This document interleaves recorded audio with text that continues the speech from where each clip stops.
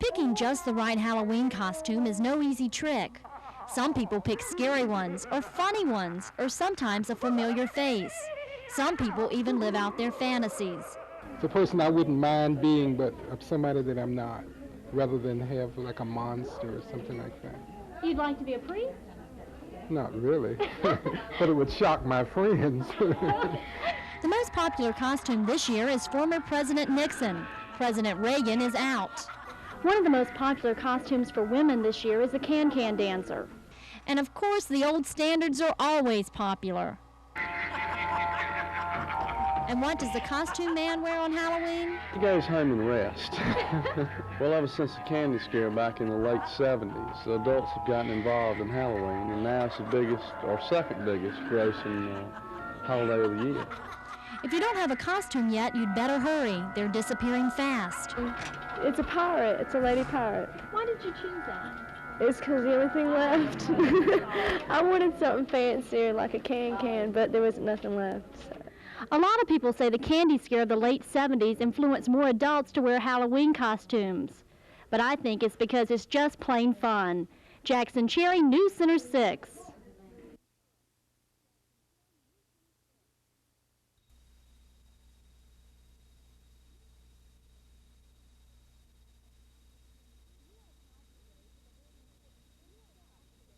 The U.S. House today took a very important first step in preventing a huge loss at the North Carolina state ports. They passed a bill that would maintain the current number of customs jobs, plus add additional jobs. The original custom reorganization plan called for a cutback of 889 customs jobs nationwide. Under the bill passed today, those 889 jobs would be saved, and 800 new positions would be created. The cost of the bill is $69.6 million. But Bob Mack, president of the North Carolina Trade Association, says that's a small price to pay. These additional people are going to bring in far more than the $70 million. The bill still has a long way to go before becoming law. It must first pass through the Senate and then avoid a president's veto. Just what effect it will have on North Carolina is uncertain. We're hopeful that some of the 800 positions will in fact come into North Carolina. It is the prerogative of the U.S. Customs Service to distribute the people where they want to distribute them. And it is possible that they may go to the West Coast. Mack says the World Trade Association and state politicians have been working very hard to see that the North Carolina ports get the additional personnel that they need. He says the passage of this bill proves that lawmakers appear to be listening. Jackson Cherry, News Center 6.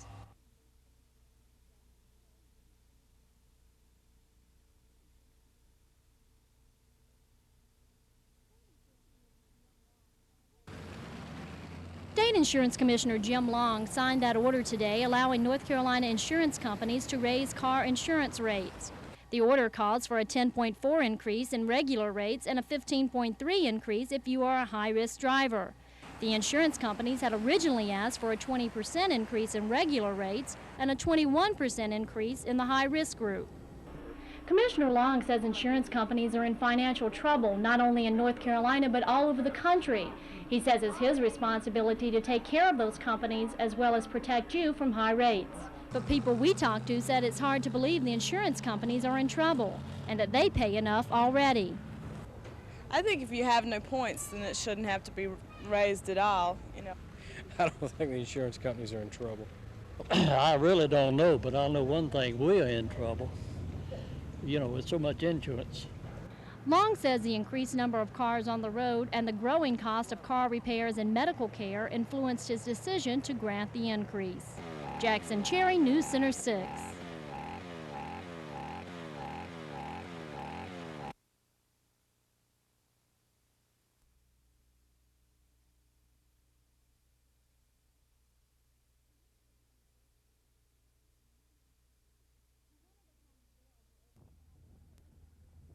New Hanover County jails are overcrowded and a minimum security facility is needed to help solve that problem. That was a unanimous finding of the New Hanover County Commissioners. They approved $120,000 to staff that unit. Sheriff Joe McQueen says there is a great need for the facility. Our jail only holds 120. Today we had 134. So we are overpopulated, and everything over 120 is lawsuit material. And the people in the neighborhood surrounding Oleander Garden Cemetery convinced the commissioners that the management of that cemetery should not be allowed to build an administrative building there or be allowed to build above-ground structures unsupervised. The commissioners will allow the management to build only 3 above-ground crypts. The neighbors say this is a victory. The 3 crypts are not something that we objected to start with. We agreed with them before this meeting that we would accept the 3 crypts, but then they added all the other conditions which made it unacceptable. The commission also approved $12,000 to hire a consultant firm to study the financial aspects of building a new terminal at the airport. Jackson Cherry, News Center 6.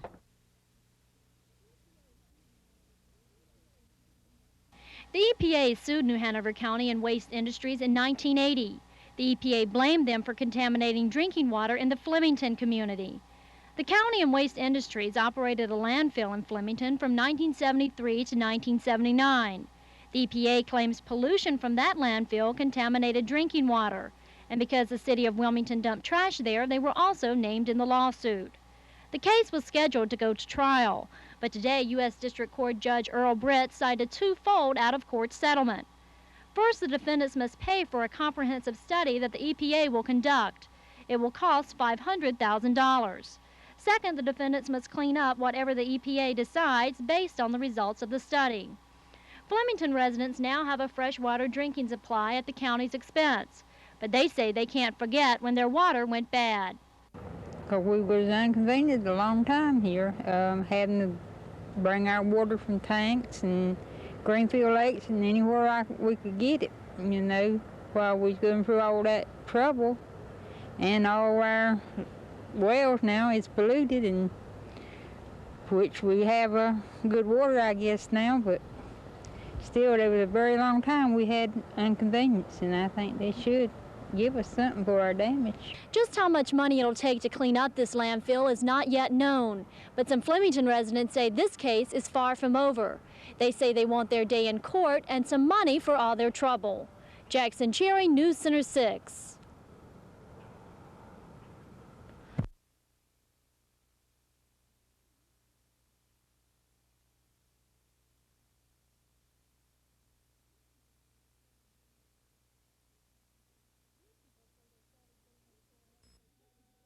These people say they started getting their store ready for Christmas the day after Halloween. Christmas is the biggest money-making holiday for merchants. They say the longer they can extend the holiday season, the more money they're likely to make. Besides, they say it just gives their store a festive look. But with a little over 7 weeks before Christmas, some people think the decorations are going up too early, while others think they're right on time. It's too early, definitely. I mean, it's not till December. It's a whole nother month. I have 5 children, and I know they enjoy it, and I have 3 grandchildren, so I know they enjoy it. So it's just, when you have to buy, well, for one thing, if you got to buy for as many as I have to, you should start early. I think they should stay up all year long. Why do you think? Because every day is Christmas. Well, it can't be too early, really. You know, you've got to get everybody, get the feeling, the right feeling, you know, in order to really have a Merry Christmas. I think it's a little bit early. If you have someone on your Christmas list who is hard to please, you should be warned. There are only 43 shopping days left before Christmas. Jackson Cherry, News Center 6.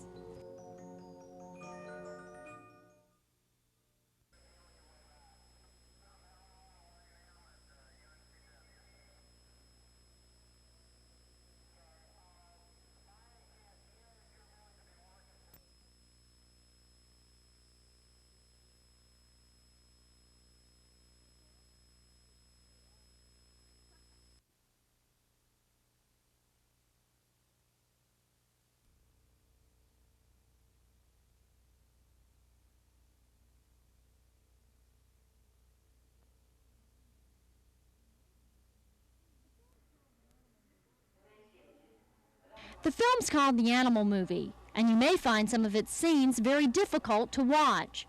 It graphically shows what the film terms as common everyday treatment of animals as inhumane and extremely violent.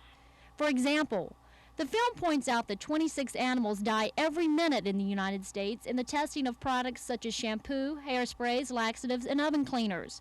Jane Birchfield says researchers and animal producers must be forced to use more humane methods. I'm trying to make the animals that suffer as least pain and suffering as possible, the least amount of stress and distress. Members of the audience we talked to didn't realize the problem was so widespread. They really didn't know what was going on with the chickens being kept up in the cages and the cows being locked up in the buildings all the time. I didn't know that was happening. It's enough to make me become a vegetarian. Members of the Network for Animals say they know their fight to improve the treatment of animals will be a very tough one. They say the reason more people don't help them is because they're not aware of the problem. They say educational films like this one could save the lives of many animals. Jackson Cherry, News Center 6.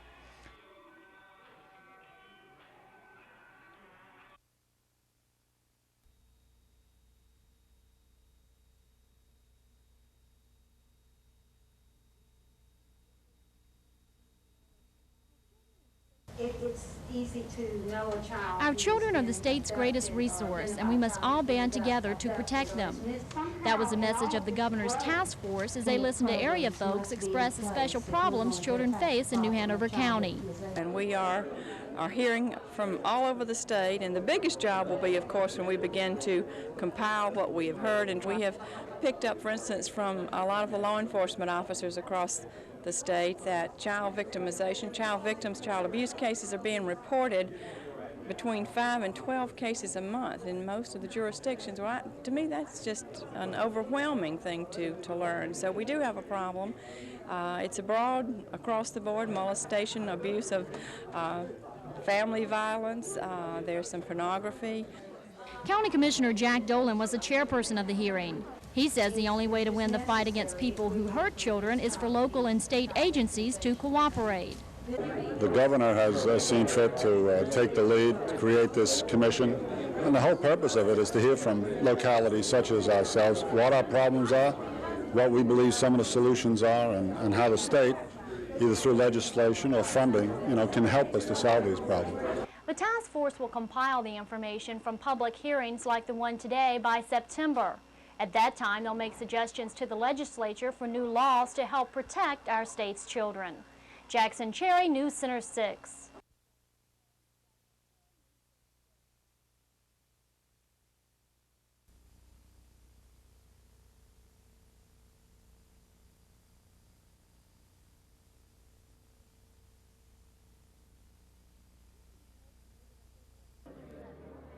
Karen Gatovi made it official.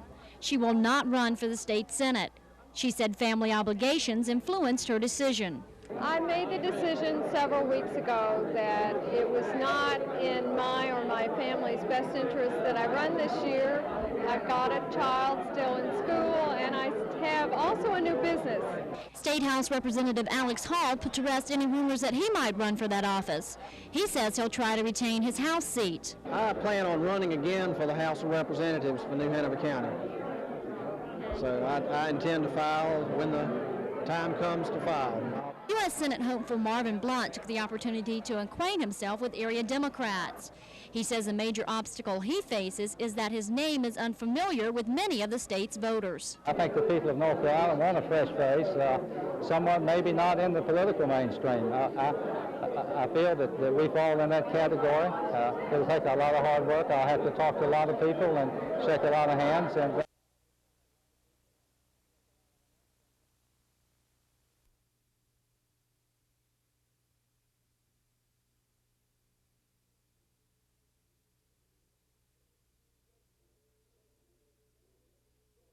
Look here, you can be sure I'm a law enforcement officer. Clap your hands, wave and smile at me, 'cause my name is Officer Ali. This puppet is part of a show designed to help your children learn to protect themselves against crime.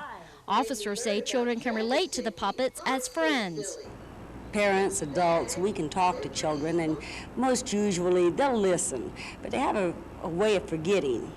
But you can let a character tell them something, a puppet perhaps, any type of character. They relate to this, they hear it, They listen to it. Never take rides from strangers, don't take anything from strangers, and never follow a stranger anywhere. Officer Watkins says the skits teach many important lessons. It'll cover everything from the dangers of strangers, right on down to vandalism. Officers say that if a child is abused by their parents or a relative, they don't learn at home that certain actions are wrong. They say without programs like this one in the schools, these kids may grow up to be abusers themselves. Jackson Cherry, News Center 6. Isn't that neat? This is a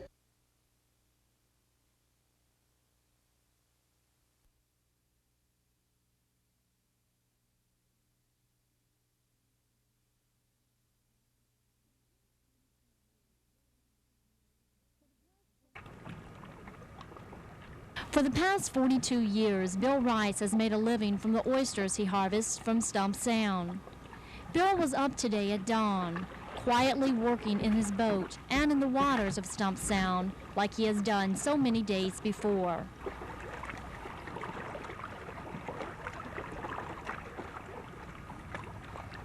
Bill says his way of life is kind of simple, but it's been a good one for his wife and children. Well, we raised 7 children, and we raised them with tobacco and oysters, you might say. That was our principal way of making a living. And the oysters was actually the most important part of the making a living, because while they were off in school, Bernice and I put full time on the oysters, you know. 2 of our children have their doctorates, and 4 of our children have their master's degrees.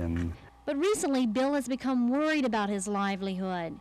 He says his way of life is being threatened by developers who want to build condos at Stump Point. They are attracted here by the seafood that we speak of. But when you get all those numbers of people in here, they actually stomp to death. It's just like putting a possum in a hen's nest, you know what I mean, as they get in there and they just literally stomp it to death. Bill says if development is stopped now, there will be plenty of seafood in Stump Sound for generations. He says he wants his grandchildren to fish here. I just cannot explain it. It is something out there that's natural. It was produced naturally, and it's just fascinating to go out there and harvest. Jackson Cherry, News Center 6.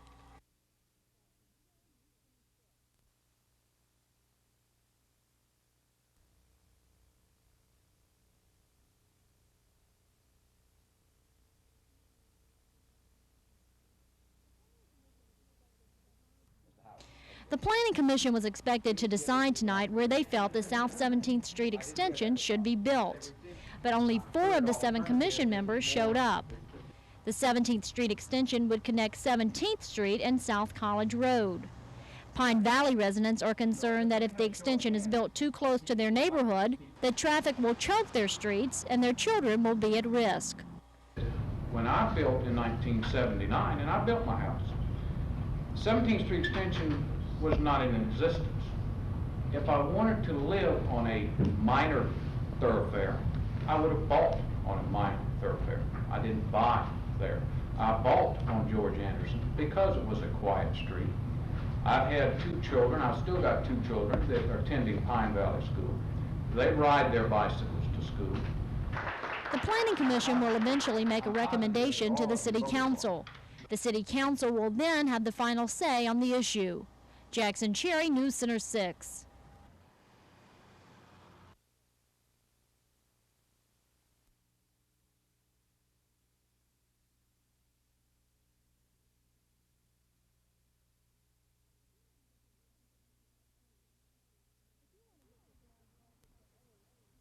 If you want to get your blood tested for AIDS, you can't get it done at the New Hanover County Health Department.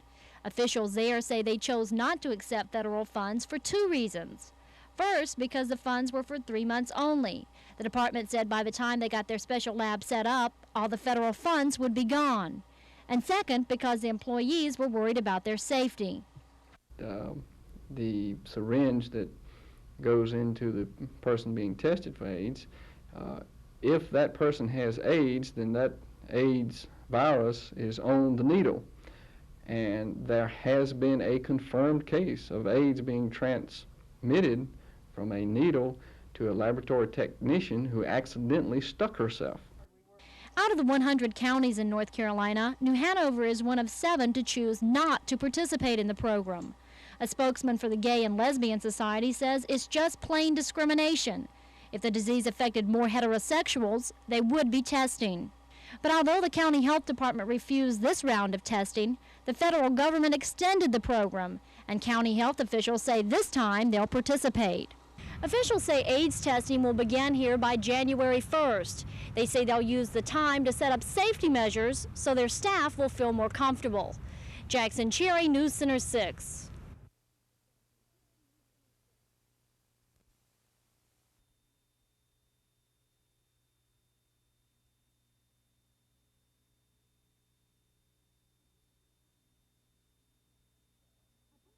Funds to put these, into operation. A pair of flashing lights like the parents were asking for had been bought by Brunswick County 5 years ago but were never put up.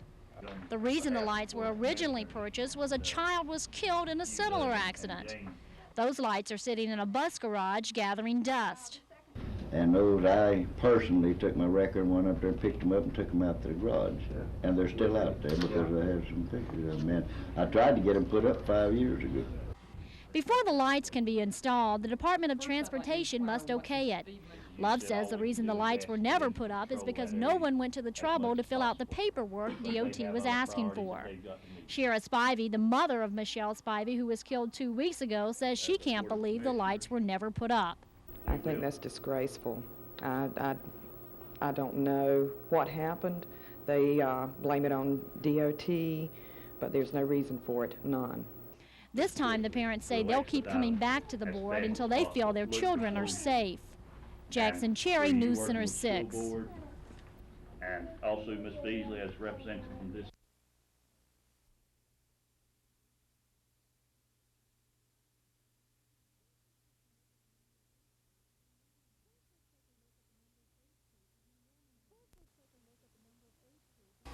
First, let's take a look at the number of AIDS cases in Wilmington. Dr. Peter Pappas is a specialist in infectious diseases and treats all AIDS patients in Wilmington hospitals. There have been 5 or 6 cases of AIDS identified in the Wilmington area over the last, let's say, 2 years. Now, not all of these cases originated in Wilmington, not all of these are native Wilmingtonians, but nonetheless, they have either been identified in the community or been in the hospital at some point. So North Carolina ranks 22nd in the number of AIDS cases. As of September, 65 people in the state had been diagnosed to have AIDS. Of those 65, 34 have died. AIDS is a disease that has been particularly baffling to scientists. The illness, to our knowledge, irreversibly damages a certain component of our defense system, a certain component of our white blood cells. And once those are gone, we're unable to, at least under our current limits of knowledge, build that back up. And once that subsegment of white cells is gone, we're really left open to a lot of different illnesses. Now let's take a look at the people who are most likely to be affected. Gay and bisexual men and people who have sexual relations with them make up 85% of all AIDS cases. Intravenous drug users, another 7%. Persons with hemophilia, 5%. And babies whose mothers have AIDS, 2%.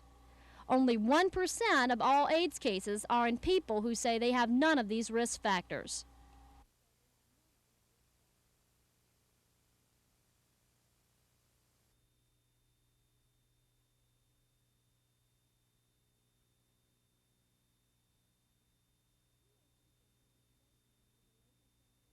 Some people who have had Leo Teachout is a spokesman for the local chapter of GROW, a gay rights organization.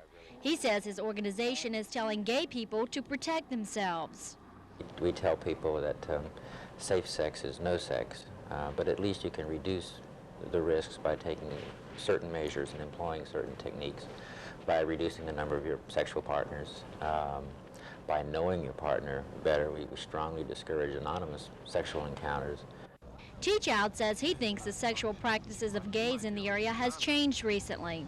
I think and I hope that people are making different choices in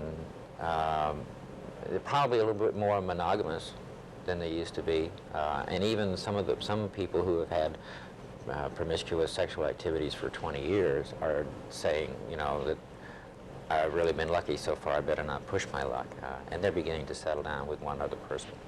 You see a lot more of that. I know a lot more couples today than I used to 2 years ago. Teach Out says there is a misconception that almost every gay person has AIDS. Out of an estimated 22 million gay people in the U.S., only 12,000 have AIDS.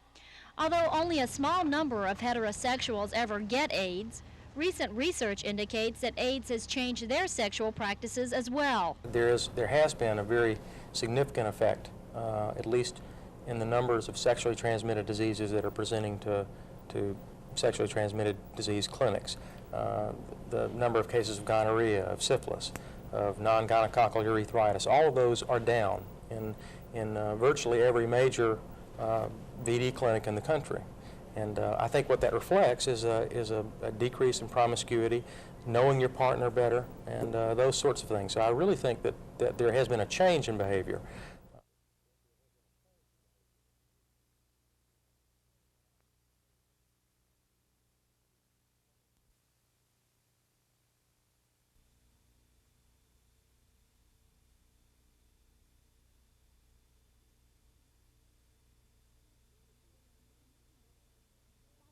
Set the stage for discussion. By a 3-2 vote, the commission decided on a construction plan to recommend to City Council.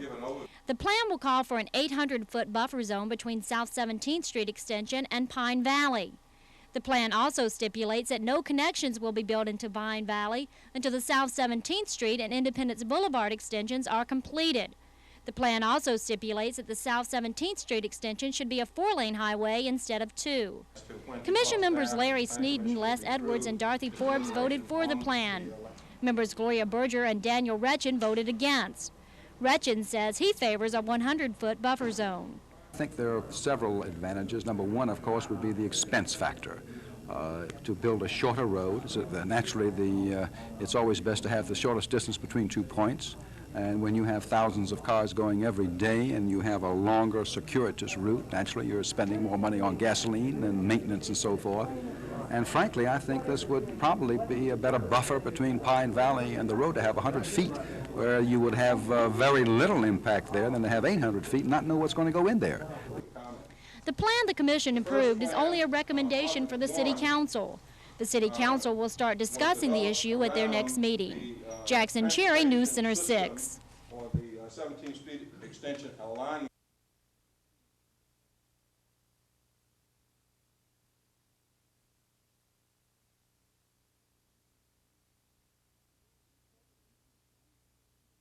The corporate income tax ceiling. The bill will distribute money gained from the 8% sales tax to North Carolina counties and towns according to their year-round population. So resort communities like Carolina Beach could be headed for some big trouble. The concerns go into the reality that they're going to lose a lot of money. It's not just the beach communities, though. I believe it's a characteristic of all resort regions. Our contingent of congressmen are going to try their best not to let this happen. Mavretic says the beach communities will have to find new ways to tax summer visitors. Well, I think overall there are ways to handle those very small problems when you compare that to North Carolina as a whole. We're talking about 3,000 people as compared to 5.8 million people across North Carolina. Local House representatives say they won't support Mavretic's plan.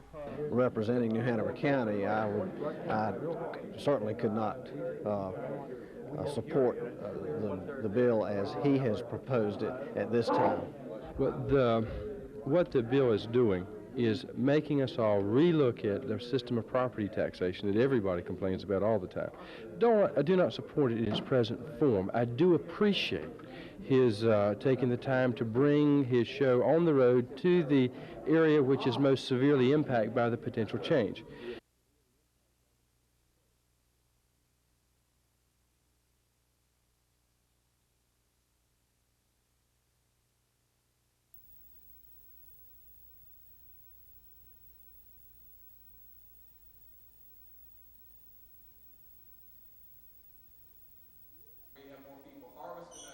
The new regulations are meant to conserve the king mackerel population.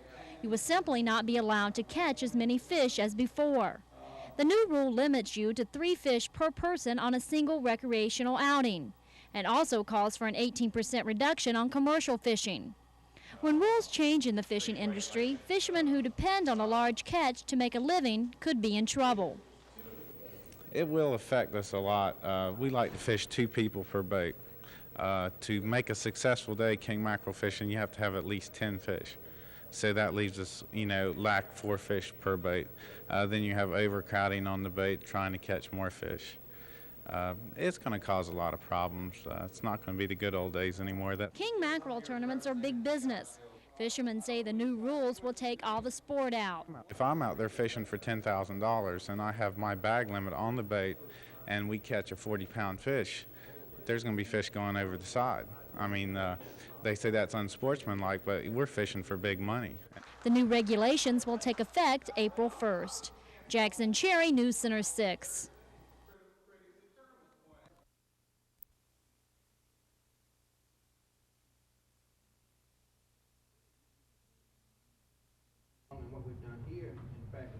City Council voted unanimously to require developers to build sidewalks on both sides of the road along new subdivisions.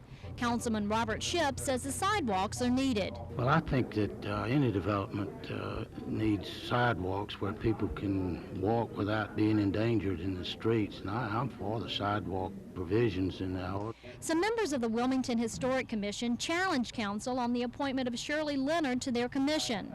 They said that council did not follow their own policy, which states commission members cannot be recommended and appointed at the same commission meeting. A 7-day waiting period is required. But council upheld Leonard's appointment. Leonard said the Historic Commission had a personal vendetta against her. I find it hard to believe that people can be that petty and vindictive, but I saw tonight, by a show of hands, there must have been 10 people in there who thought that I had really done something illegal and was not qualified to sit on the board. This was the last council meeting for Mayor Bill Schwartz and Councilman E.A. Bordeaux. I would like to thank the citizens of the city of Wilmington for the fact that they have chosen me and have given me the opportunity of serving the citizens of my city for the last 10 years. 8 years as council and 2 years as mayor. At the next meeting, Mayor-elect Barry Williams and newly elected council member Catherine Hoyt will sit on the board. Thank you. Meeting adjourned. Jackson Cherry, News Center 6.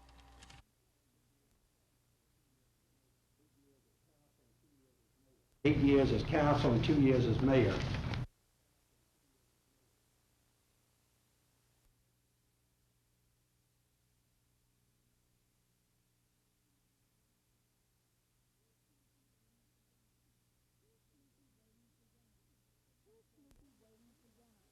Here's Snoopy waiting for dinner.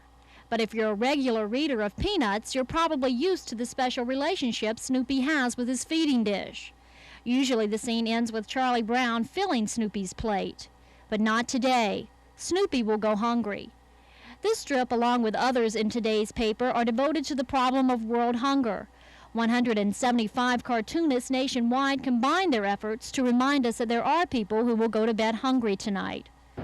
It might make some people more aware. A lot of times when I'm eating my meal, I think about people who might not, have any food to eat. So I try to eat less. Although the comics focused on world hunger, they reminded some people that the problem is also in their own neighborhoods. We should think about those that live nearest us, maybe in our county and our state. I know that we do have a lot of people in North Carolina that are unemployed, particularly people that are working the textile mills. The cartoonists say they plan to combine these strips in a book, with all the proceeds going to world hunger. After all, they say, we usually laugh at the things that bother us the most. Jackson Cherry, News Center 6.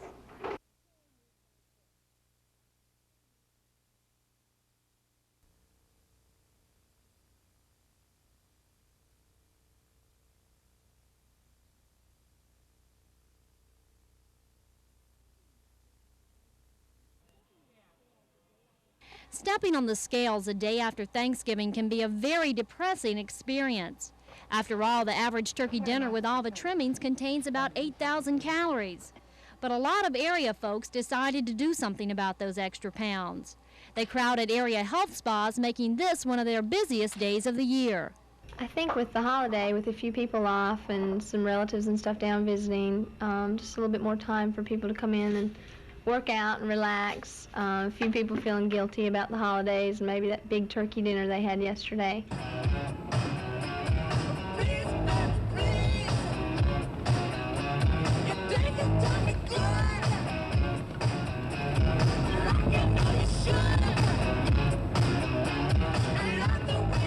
We had a little bit of lunch, a heavy breakfast, and then a real big evening meal, turkey and the trimmings.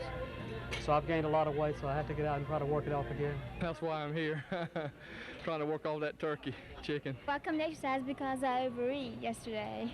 When I asked the exercisers would they overeat again next Thanksgiving, they all said they would. They said a little exercise for a lot of turkey is not a bad trade.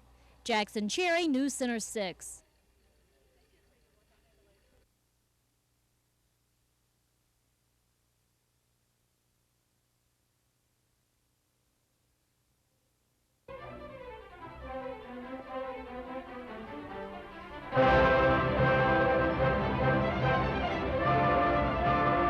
About 5 years ago, the North Carolina Symphony was in trouble. Ticket sales were down and corporate sponsors were hard to find. But this year, the Symphony has been playing to sellout crowds all over North Carolina, like the one tonight in Keenan Auditorium. The ticket sales throughout the entire state is maybe anywhere from 25 to 85% higher than what they were, last year, or even more than what they were 4 or 5 years ago. The orchestra is in its 53rd season and has 63 full-time members. Although the orchestra has depended almost entirely on state funding in the past, Zimmerman says that's changing. Well, when I first came here, actually it was about 60%. Now, for the first time in a long, long time, it's under 50% because of all the increased ticket revenue and the increased giving of the corporations. Music is my language. I communicate better through music than I do, let's say, writing or even verbally. Zimmerman says he feels the future of the orchestra is bright. He says financial worries for the symphony are a thing of the past. Jackson Cherry, News Center 6.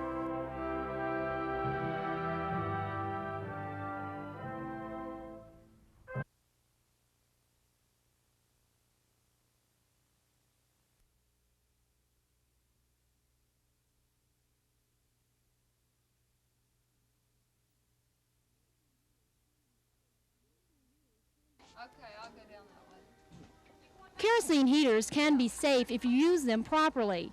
Firemen say the heaters became popular 4 or 5 years ago and that the heaters bought at that time are getting worn out and becoming more of a fire hazard.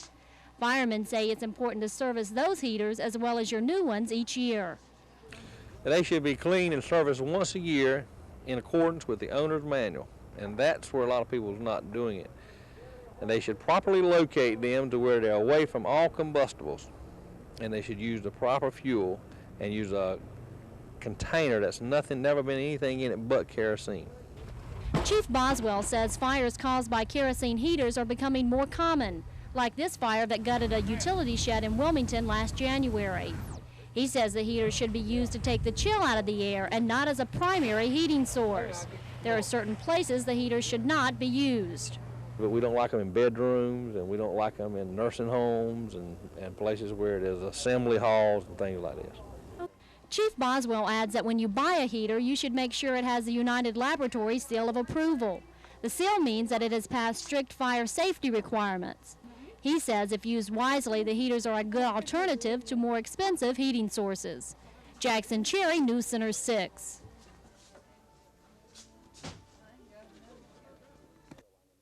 We're back here on Carolina in the Morning, and happy to have with us this morning somewhat of a stranger to the audience. She doesn't appear here on Carolina in the Morning much, except a news report every once in a while. News Center 6 reporter Jackson Cherry, all dressed up and someplace to go. Tell us about it, Jackson. You're going up to Washington. Yeah, it's nice to be here on Carolina in the Morning. It's nice Good to have morning you. to you. We don't know, every once in a while you go back in the newsroom in the afternoon and see all you hardworking people. Where are you going this morning? What's the story? I'm off to Washington, D.C. I'm real excited about it.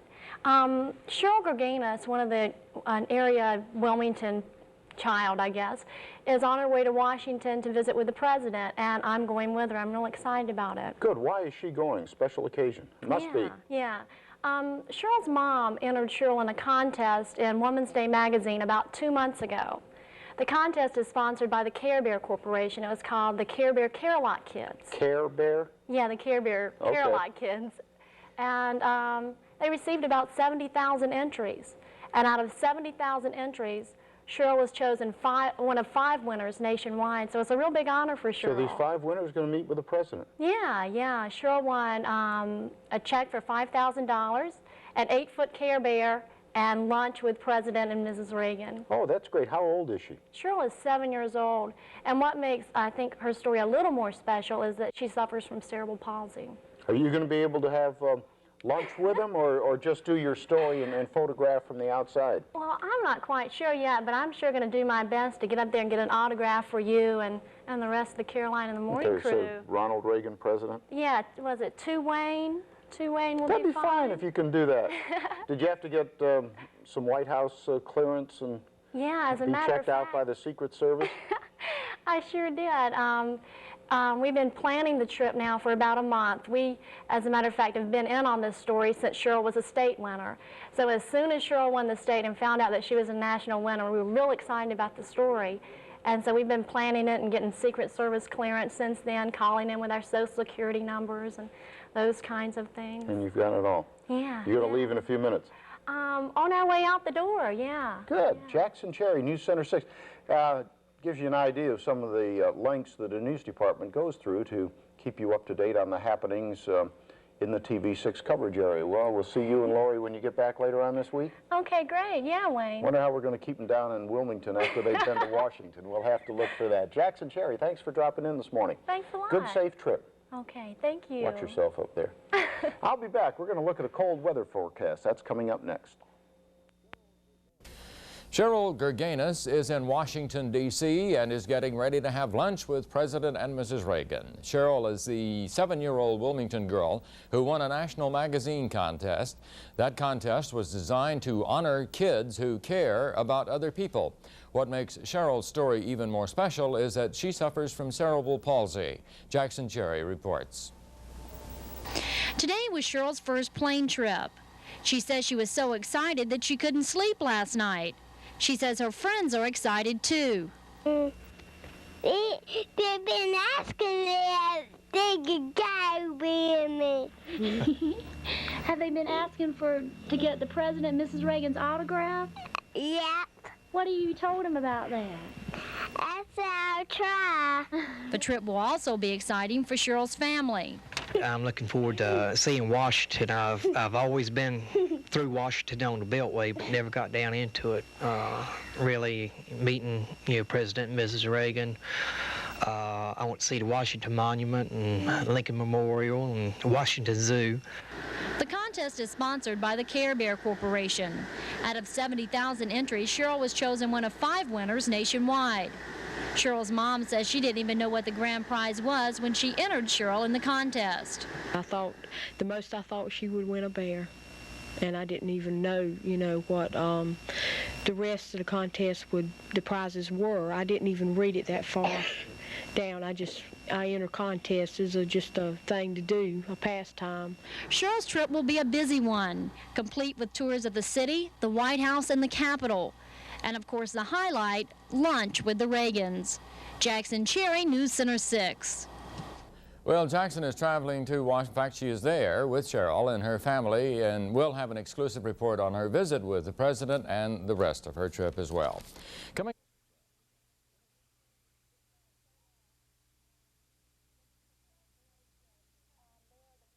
And and there the President's press officer and the First Lady's press officer are there, and they escort the press everywhere they need to go, so there's really not much of a problem with the press there. But the Secret Service is very, very particular. Now, how do they keep track of all these people? Okay.